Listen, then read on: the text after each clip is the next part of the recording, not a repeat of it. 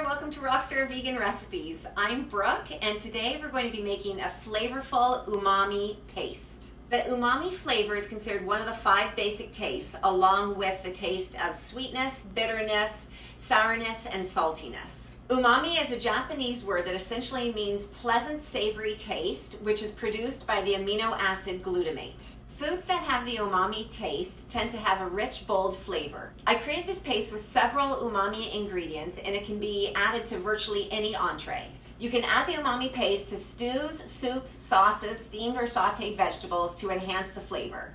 The first ingredient in this recipe is dried shiitake or porcini mushrooms. I have dried porcini mushrooms and I'm going to break them up with a spoon until they are in a powdered state. So now it's powdered and we want a tablespoon. And that's about a tablespoon.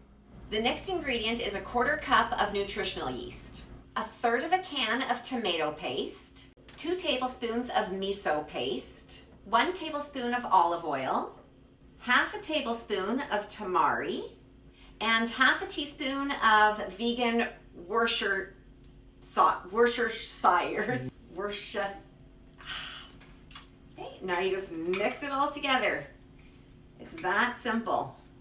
It can be stored in the fridge for up to 2 weeks, or you can put small teaspoon amounts into an ice cube tray and then freeze it and use it when you need it. All right, now for the taste test. All right. I love this stuff. I'm super into savory food. Oh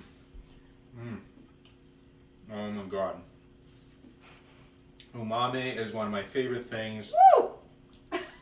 I could just put it on pasta and just have it like that. It's amazing.